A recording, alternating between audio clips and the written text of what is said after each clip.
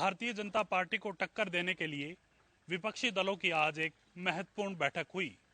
इस बैठक के बाद विपक्षी गठबंधन का नाम फाइनल हो गया। विपक्षी गठबंधन का नाम इंडिया होगा। इसके साथ ही अगली रणनीति मुंबई में होने वाली बैठक में तय की जाएगी। विपक्षी एकता के मकसद के साथ बेंगलोर में की गई विपक्षी दलों की दूसरे दिन की बैठक में गठबंधन का नाम तय कर लिया गया। बीजेपी के खिलाफ बनाए गए विपक्षी दल का नाम इंडिया तय किया गया। दरअसल 2024 के आम चुनाव में भाजपा को हराने के लिए विपक्ष के 26 दल एक साथ आए। पटना के बाद विपक्षी दलों की ये दूसरी बैठक है। बैठक के बाद ये भी ऐलान कर दिया गया कि विपक्ष की अगली मीटिंग मुंबई में होगी। हालांकि बैठक की तारीख की घोषणा अभी तक नहीं की गई। Coordination committee will be set up. That we will decide shortly, and we are going to meet again in Maharashtra, Mumbai. There we will discuss the names of the coordinators, and 11-member name will be announced there. And the date will also be announced shortly for Mumbai. हम लोगों ने आज सब मिलके एक real challenge लिया है। Details खड़गे जी ने आपको फुल फ्लेजेड नाम बताया, लेकिन इसका शॉर्ट फॉर्म में होता है India. Let us challenge India. NDA, can you challenge India? Bhajpa, can you challenge India? The other people, can you challenge India? We love our motherland. We are the patriotic people of this country. बैठक के बाद कांग्रेस के राष्ट्रीय अध्यक्ष मल्लिकार्जुन खड़गे ने कहा कि भाजपा लोकतंत्र एजेंसियों का दुरुपयोग कर रही है। उन्होंने कहा कि हमारे बीच राजनीतिक भेद है, लेकिन हम देश को बचाने के लिए एक साथ आए हैं। खड़गे ने कहा कि इससे पहले हम पटना में मिले थे, जहां 16 पार्टियां मौजूद थी। आज की बैठक में 26 पार्टियों ने हिस्सा लिया। ये देखकर एनडीए 36 पार्टियों के साथ बैठक कर रही है। मुझे नहीं पता कि वो कौन सी पार्टियां हैं, वो रजिस्टर्ड भी हैं या नहीं। बताया जा रहा है कि कई घंटे तक चली मैराथन बैठक में कई अहम मुद्दों पर बात की गई।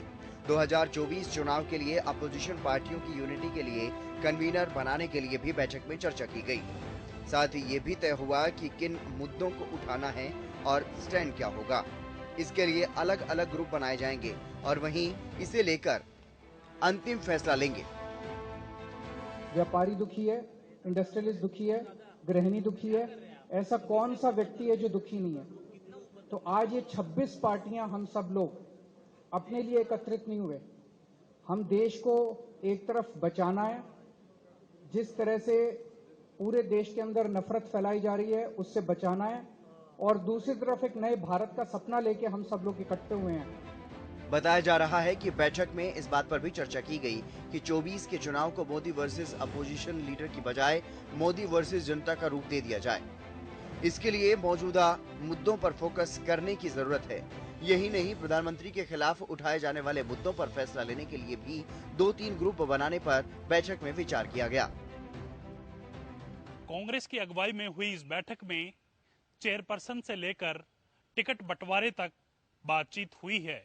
इसके साथ साथ 2024 में कौन से मुद्दे लेकर जनता के बीच में जाया जाए, इसको लेकर भी काफी चर्चा हुई। देश और प्रदेश में आई बाढ़ से हर तरफ हाहाकार मचा हुआ है, लेकिन इस दौरान प्रदेश में सियासत भी खूब उबाल ले रही है। प्रदेश के पूर्व मुख्यमंत्री ओम प्रकाश चौटाला ने केंद्र की मोदी सरकार और प्रदेश की भाजपा सरकार को आड़े हाथों लिया। उन्होंने कहा, एक तरफ तो बाढ़ से जनता का हाल बेहाल है, तो यही नेता लोग देश को लूटने में लगे हुए हैं। पूर्व मुख्यमंत्री ओम प्रकाश चौटाला बाढ़ प्रभावित इलाकों का जायजा लेने के लिए कुरुक्षेत्र पहुंचे। इस दौरान लुही खेहरा गांव में बाढ़ प्रभावित लोगों से मुलाकात करने के बाद ओपी चौटाला ने प्रदेश सरकार पर जमकर निशाना साधा। उन्होंने कहा कि बाढ़ के चलते कई इलाकों में काफी नुकसान हुआ है, किसानों की फसल जलमग्न हो गई है। इसके बावजूद सत्ता में बैठे लोग कुछ नहीं कर रहे। सत्ता में बैठे लोगों को जनता से कोई सरोकार नहीं है, वे तो पैसा लूटने में लगे हुए हैं। फसलें सारी बर्बाद हो गई। अगर थोड़ी बहुत बची है तो गन्ने की फसल बची है। सरकार की तरफ से कोई मदद नहीं दी जा रही, बल्कि आप सुन के हैरान होंगे कि इन परिस्थितियों में भी सत्ता में बने हुए लोग पैसा लूटने पर लगे हुए हैं। सरकार पर हमला बोलने के साथ ही ओपी चौटाला ने बेंगलुरु में हुई विपक्षी दलों की बैठक पर भी प्रतिक्रिया दी। उन्होंने कहा कि आज जनता सरकार के कुशासन से परेशान है और लोग इन्हें बदलना चाहते हैं, इसलिए सभी विपक्षी पार्टियों को एक साथ आकर सत्ता में बैठे लोगों को चुनाव के माध्यम से हराना चाहिए। इसके लिए हर किस्म की लोग कोशिश कर रहे हैं। यूपीए में जा सकते हैं। मुझे ऐसा लगता है कि आज सारी विपक्ष की पार्टियां इकट्ठी होकर के एक गठबंधन बनाए और वो गठबंधन चुनाव के माध्यम से सरकार का पतन करे। प्रदेश के पूर्व मुख्यमंत्री ओम प्रकाश चौटाला ने विपक्षी दलों की बेंगलुरु में हो रही बैठक को लेकर भी अपनी प्रतिक्रिया दी। उन्होंने कहा कि केंद्र में बैठी नरेंद्र मोदी की भाजपा सरकार से जनता परेशान है। ऐसे में अगर विपक्षी दल एक साथ आते हैं तो तभी मोदी सरकार को हराया जा सकता है। मुख्यमंत्री मनोहर लाल ने प्रदेश को 2,741 करोड़ रुपए के विभिन्न विकास परियोजनाओं का तोहफा दिया। इस दौरान उन्होंने यह भी कहा कि प्रदेश में बुढ़ापा पेंशन जल्द ही 3,000 रुपए कर दी जाएगी। यह ऐलान उन्होंने नूह के फिरोजपुर झिरका के एक जनसभा को संबोधित करते हुए कहा। मुख्यमंत्री मनोहर लाल ने नूह जिले के फिरोजपुर झिरका से एक जनसभा को संबोधित करते हुए 2,741 करोड़ रुपए की राज्य स्तरीय विभिन्न विकास परियोजनाओं का उद्घाटन और शिलान्यास किया। इस दौरान नूह जिले को भी 300 करोड़ रुपए से अधिक की परियोजनाओं की सौगात मिली है। मुख्यमंत्री ने कहा कि डबल इंजन की सरकार बेहतर तरीके से काम कर रही है। प्रदेश के सभी जिलों के विकास के लिए कार्य किए जा रहे हैं। उन्होंने कहा कि मौजूदा सरकार के कार्यकाल में मेवात में भी तेजी से विकास हो रहा है। इस दौरान उन्होंने बुढ़ापा पेंशन जल्द ही 2750 से बढ़ाकर 3,000 रुपए करने की बात भी कही। हरियाणा एकमात्र प्रदेश ऐसा जो वृद्धावस्था पेंशन सबसे ज्यादा आज भी देता है, 2750 रुपए मासिक, और मैंने घोषणा की है बहुत जल्दी इसको हम 3,000 रुपया करने वाले हैं। मुख्यमंत्री पूर्व की सरकारों पर भी खूब बरसे। उन्होंने कहा कि पहले की सरकारें भ्रष्टाचार में लिप्त थी। कांग्रेस के समय में जनता को जातियों में बांटकर राजनीति की जाती थी, लेकिन मौजूदा सरकार ने 3C पर काम करते हुए हरियाणा एक हरियाणवी एक के मकसद से काम करते हुए विकास किया है। मुख्यमंत्री ने कहा कि कुछ लोग उन्हें पोर्टल की सरकार कहते हैं, लेकिन इसी पोर्टल के जरिए लोगों को तमाम सुविधाएं घर बैठे ही मिल रही हैं। हमने 3C पर काम करना शुरू किया। जो कांग्रेस ने 3C को फैला रखा था, जिसमें crime, corruption, caste based politics, अर्थात कानून व्यवस्था में हमने सुधार किया।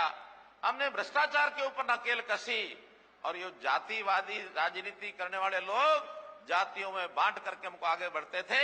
हमने हरियाणा एक हरियाणवी एक कह करके उस जातिगत पॉलिटिक्स को भी समाप्त करने का काम किया है। और जिनके मन में अभी भी कुछ बातें रहती हैं, मैं आज भी अपील करता हूं, इससे भला होने वाला नहीं है। हमारा भला तो विकास का काम कौन कितना करता है, सोच किसकी कितनी ज्यादा है, जनता की भलाई में कौन काम करता है, ये सोच विचार करके हमको आगे बढ़ना चाहिए। तो इस नाते से हम लोगों को सुविधाएं घर बैठे मिले, इसके लिए हमने बहुत से पोर्टल बनाए। और बल्कि मजाक में कुछ लोगों ने हमको कहा ये पोर्टल की सरकार है। हमने स्वीकार किया कि ये पोर्टल की सरकार है। अगर हमारी ये 100 से ज्यादा ऐप और पोर्टल नहीं बनते तो हम घर बैठे बेटियों की शादी में जो 71,000 रुपए देने की बात कही वो पहुंचा नहीं सकते थे। इस दौरान मुख्यमंत्री ने पूर्व की सरकारों पर भी जमकर निशाना साधा। उन्होंने कहा कि पहले की सरकारों में खुलकर भ्रष्टाचार होता था, जातिगत राजनीति होती थी, लेकिन मौजूदा सरकार ने 3C को खत्म कर हरियाणा एक हरियाणवी एक मकसद के साथ काम किया है। बाढ़ का पानी खेत और रिहायशी इलाकों को नुकसान पहुंचाने के साथ साथ आपसी भाईचारे के लिए भी अब खतरनाक साबित हो रहा है। ऐसा ही नजारा आज फतेहाबाद में देखने को मिला, जब बाढ़ के पानी को लेकर दो गांवों के लोग आमने सामने हो गए और जमकर पत्थरबाजी हुई। फतेहाबाद में भी बाढ़ का खतरा लगातार मंडरा रहा है। इस दौरान बाढ़ के पानी को लेकर कई लोग आपस में ही उलझते नजर आए। बात इतनी बढ़ गई कि लोगों ने एक दूसरे पर पत्थर तक बरसा दिए। दरअसल बाढ़ के पानी का फैलाव बढ़ाने के लिए रतिया चंडीगढ़ मार्ग की सड़क को बीच से तोड़ दिया गया, जिससे फतेहाबाद के गांव दौलतपुर सहित कई गांवों की ओर बाढ़ का पानी तेजी से बहने लगा। गांव दौलतपुर के लोगों को जब सड़क टूटने का पता चला तो वो विरोध करने के लिए वहां पहुंच गए। इसके बाद ग्रामीणों के बीच पत्थरबाजी तक हो गई। हालांकि जिला प्रशासन को जब इस घटना का पता चला तो प्रशासन के लोग मौके पर पहुंचे और मामले को शांत करवाया गया। अब जैसे जगह जगह कहीं फायरिंग देख रहे हैं, दो गांवों में जो एक आपसी भाईचारा जो लगातार हम देखते थे, इस बाढ़ की वजह से वो भी कहीं ना कहीं बिखराव आ रहा है। उसके अंदर भी यहाँ भी एक गांव का जो जल प्रवाह था वो अपने गांव को बचाने के लिए एक पंचायत ने इस रास्ते को तुड़वा दिया है। अब दूसरे गांव के जो दूसरी तरफ से जिनको लगता था कि हमारी तरफ पानी नहीं आना था, तो वो दूसरी पार्टी उधर आ गया, तो झगड़े की स्थिति है। लेकिन यहाँ ना तो कोई पुलिस प्रशासन है, ना कोई जिला प्रशासन के अधिकारी हैं। दूसरी बात जो चल रही थी कि जो पुल है उसको बंद करने की बात चल रही थी, तो जल प्रवाह को अगर कहीं भी रोका जाएगा तो वो बढ़ते बढ़ते कहीं ना कहीं आबादी को नुकसान पहुंचाएगा। आपको बता दें कि सड़क तोड़े जाने से फिलहाल फतेहाबाद शहर का बाढ़ से बचाव हो गया है, क्योंकि पानी का रुख अब शहर की बजाय दूसरे गाँव की ओर हो गया है। आपको बता दें कि सड़क तोड़ने का काम प्रशासन द्वारा नहीं किया गया, जबकि ग्रामीणों ने खुद ही जेसीबी की मदद से चंडीगढ़ फतेहाबाद मार्ग पर सड़क को तोड़कर पानी का रास्ता बदल दिया था और इसी वजह से तनाव का माहौल पैदा हो गया। यह विवाद सड़क को तोड़कर बाढ़ के पानी का रास्ता बदलने को लेकर हुआ, जिसके बाद ग्रामीण आमने सामने हुए और सबका अपना अपना तर्क था। सूचना मिलने के बाद प्रशासन मौके पर पहुंचा और स्थिति को बिगड़ने से बचा लिया। पहलवान यौन शोषण मामले में भारतीय कुश्ती संघ के पूर्व अध्यक्ष ब्रजभूषण शरण सिंह को कोर्ट ने जमानत दे दी है। ब्रजभूषण शरण सिंह को 20 जुलाई तक के लिए अंतरिम जमानत दी गई है। 20 जुलाई को राउज एवेन्यू कोर्ट में ही नियमित जमानत पर सुनवाई होगी। पहलवान यौन शोषण मामले में दिल्ली की राउज एवेन्यू कोर्ट में हुई सुनवाई में भारतीय कुश्ती महासंघ के पूर्व प्रमुख और भाजपा सांसद ब्रजभूषण शरण सिंह और विनोद तोमर को अंतरिम जमानत मिल गई है। दिल्ली पुलिस की ओर से पेश हुए लोक अभियोजक अतुल श्रीवास्तव ने पूछा कि जमानत के लिए आपके क्या तर्क हैं। दिल्ली पुलिस ने कहा, हमने ब्रजभूषण को गिरफ्तार नहीं किया है, जमानत देने में शर्त तो होनी ही चाहिए। इस पर कोर्ट ने ब्रजभूषण को 20 जुलाई तक अंतरिम जमानत दी है। वहीं 20 जुलाई को कोर्ट में नियमित जमानत पर बहस होने के बाद फैसला लिया जाएगा। बता दें कि कोर्ट ने ब्रजभूषण के अलावा दूसरे आरोपी विनोद तोमर को भी अंतरिम जमानत दे दी है। 25,000 की निजी मुचलके पर जमानत दी गई है।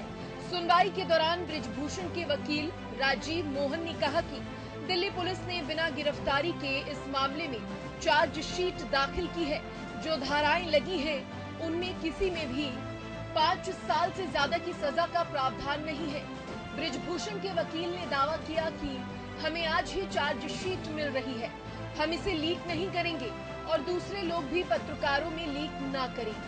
वहीं दिल्ली पुलिस ने ब्रजभूषण सिंह को जमानत देने का विरोध किया और कहा कि ऐसा होने पर वह गवाहों को प्रभावित कर सकते हैं।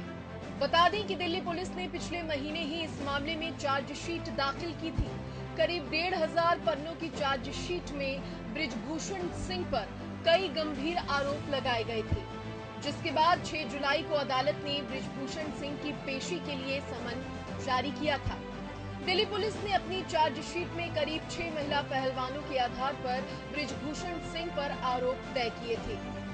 पुलिस ने ब्रजभूषण पर धारा 354, 354A, 354D के तहत मामला दर्ज किया था, जबकि सह आरोपी विनोद तोमर के खिलाफ आईपीसी की धारा 109, 354, 354A, 506 के तहत आरोप लगाए गए हैं। वहीं मंगलवार को पेशी से पहले अदालत में कड़ी सुरक्षा की गई थी। बता दें कि ब्रजभूषण शरण सिंह के खिलाफ कोर्ट में हजारों पन्नों की चार्जशीट दायर करने वाली दिल्ली पुलिस ने जमानत देने का विरोध किया। वहीं ब्रजभूषण शरण सिंह के वकील की ओर से तमाम दलीलें पेश की गई और दोनों पक्षों को सुनने के बाद ब्रजभूषण शरण सिंह को अंतरिम जमानत दी गई। केंद्रीय गृह मंत्री अमित शाह ने सहारा इंडिया के निवेशकों को राहत देने के लिए खास पोर्टल लॉन्च किया है।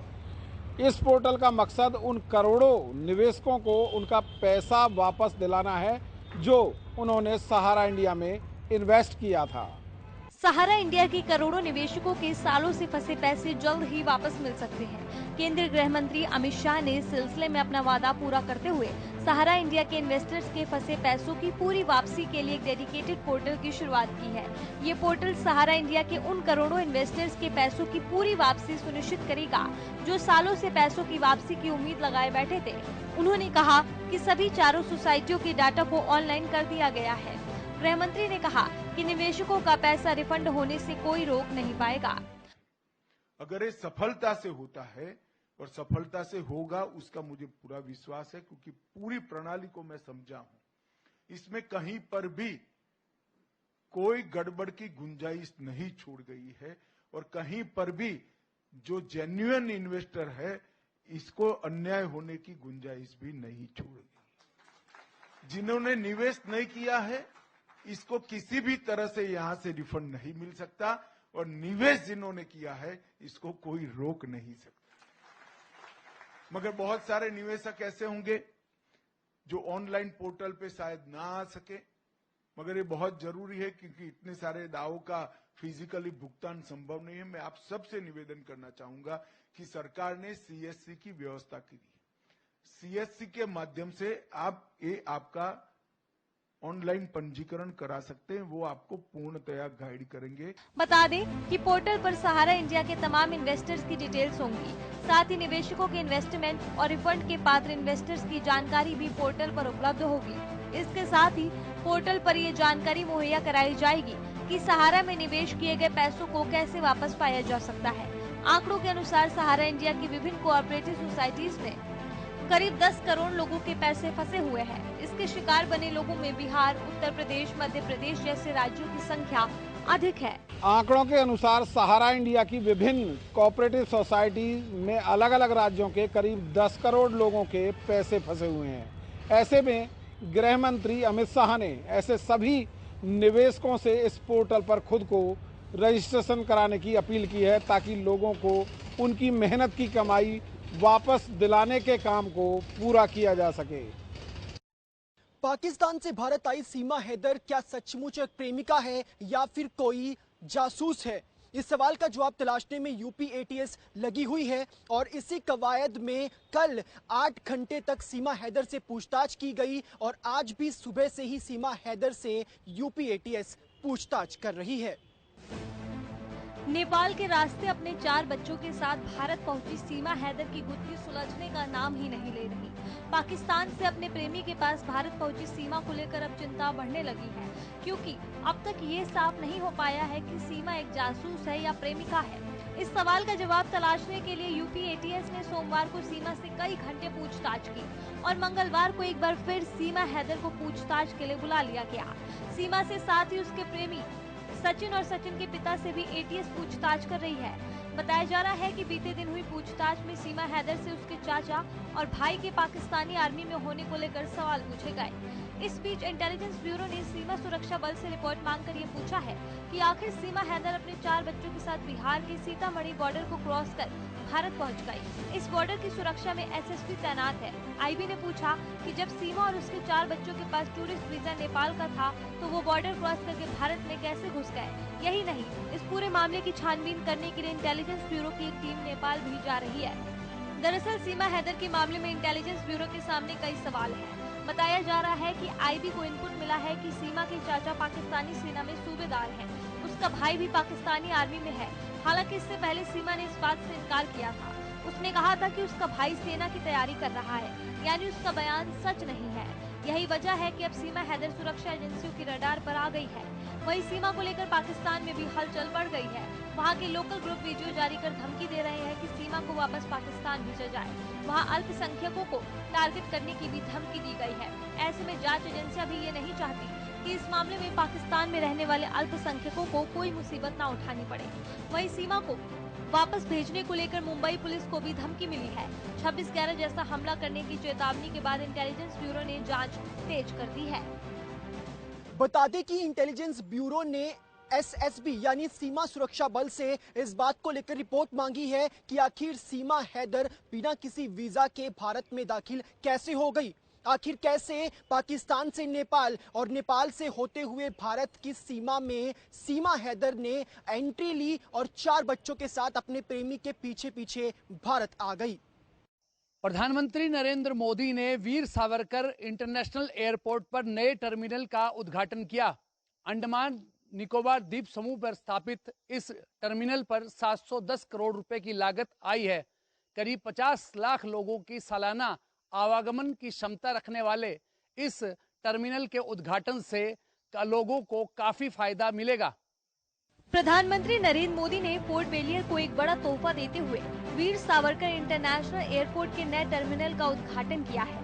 प्रधानमंत्री वर्चुअल माध्यम से इस उद्घाटन समारोह से जुड़े करीब 710 करोड़ रुपए की लागत से बने नए टर्मिनल के उद्घाटन के बाद ये एयरपोर्ट एक साल में 50 लाख यात्रियों के आवागमन को संभालने में सक्षम होगा। टर्मिनल का उद्घाटन करने के बाद प्रधानमंत्री ने कार्यक्रम से जुड़े लोगों को संबोधित भी किया। उन्होंने कहा कि इस नए टर्मिनल के उद्घाटन के बाद ईज ऑफ ट्रेवल बढ़ेगा, जिससे ईज ऑफ बिजनेस भी जाहिर तौर पर बढ़ेगा। पोर्ट ब्लेयर की इस नई टर्मिनल बिल्डिंग में ईज ऑफ ट्रैवल बढ़ेगा, ईज ऑफ डूइंग बिजनेस बढ़ेगा। उद्घाटन के दौरान civil aviation minister Jyotiraditya Scindia खुद वीर सावरकर एयरपोर्ट पर उपस्थित रहे। इस दौरान उन्होंने वीर सावरकर के एक स्टैच्यू का भी अनावरण किया। वहीं उन्होंने कहा कि प्रधानमंत्री नरेंद्र मोदी के आशीर्वाद से वीर सावरकर अंतर्राष्ट्रीय हवाई अड्डे पर नए टर्मिनल का उद्घाटन किया गया है। मंत्री सिंधिया ने बताया कि वर्तमान में वीर सावरकर एयरपोर्ट से दिल्ली, हैदराबाद, चेन्नई और विशाखापट्टनम के लिए हवाई कनेक्टिविटी है, लेकिन आने वाले समय में इसके दायरे में विस्तार किया जाएगा। प्रधानमंत्री जी के आशीर्वाद से, उनके निर्देश के अनुसार अंडमान निकोबार द्वीप समूह का 710 करोड़ रुपए का एयरपोर्ट आज भारत को समर्पित किया जा रहा है। वीर सावरकर इंटरनेशनल एयरपोर्ट, जिससे आज वर्तमान में दिल्ली, चेन्नई, हैदराबाद और विशाखापट्टनम के लिए कनेक्टिविटी है, लेकिन आने वाले दिनों में इससे कनेक्टिविटी।